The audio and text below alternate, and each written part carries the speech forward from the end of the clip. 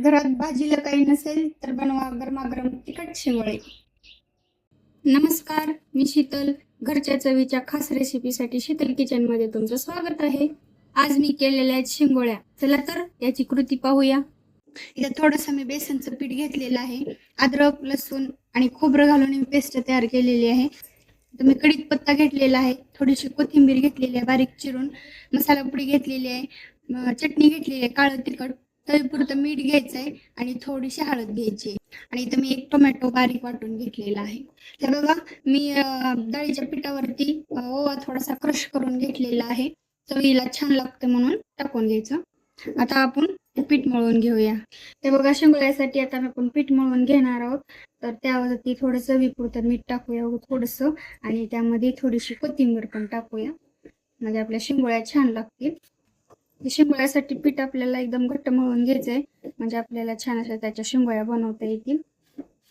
नुसतं पातळ नाही करायचं. 4-5 माणसाच्या भाजीला पुरेल इतकं हे मी पीठ घेतलेलं आहे. हे बघा, शिंगोळ्यासाठी आपलं हे पीठ मळून झालेलं आहे. जास्त घट्ट नाही, जास्त पातळ पण नाही. तेव्हा इथं मी पोळपाटी घेतलेला आहे, त्यावरती असे थोडे थोडे तुकडे करून घेऊन आपण यावरती शिंगोळ्या करून घेऊया. अशा जास्त जाड पण नाही करायच्या, थोड्याशा पातळच करायच्या, म्हणजे आपल्या शेवभाजी सारखं एकदम छान असे शिंगोळे दिसतील. आपल्या शिजायला पण लवकर शिजतात, त्यामुळे असे पातळ करून घ्यायचे. असे छोटे छोटे शिंगोळ्या करून घेऊया आपण.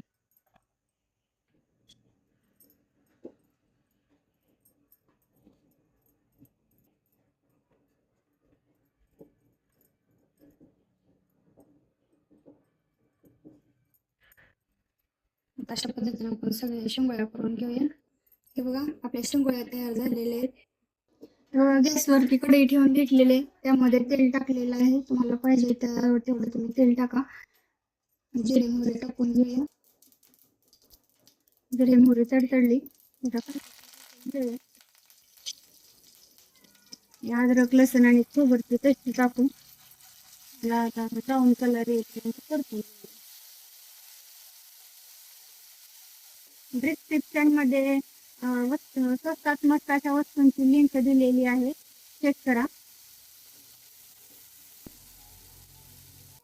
बघा, आपलं ब्राऊन कलर झालेला आहे. आपण टमाट्याची पेस्ट टाकून घेऊया. याला पण छान असं तेल सुटेपर्यंत परतून घेऊया टमाट्याला.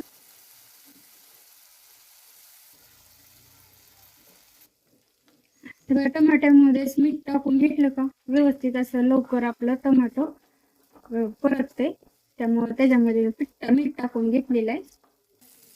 आपलं टोमॅटो परतलेला आहे, त्याच्यामध्ये चटणी, हळद, मसाला टाकून घेऊया.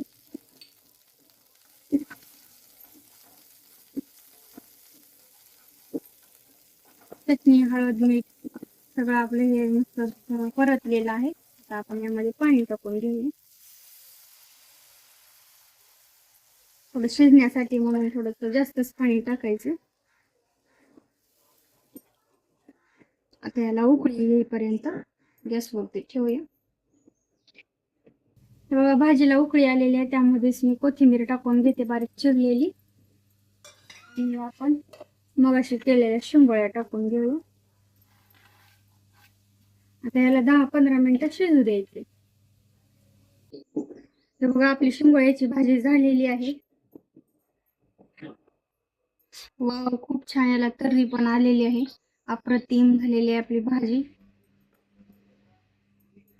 घरची चव आवडली असेल तर लाईक आणि कमेंट नक्की करा. आईच्या हातची चव, घरगुती रेसिपी आणि खास टिप्स पाहण्यासाठी आमच्या चॅनलला सबस्क्राईब करा व बेल आयकॉन प्रेस करा, म्हणजे नवीन व्हिडिओची सूचना सर्वात आधी तुम्हालाच मिळेल.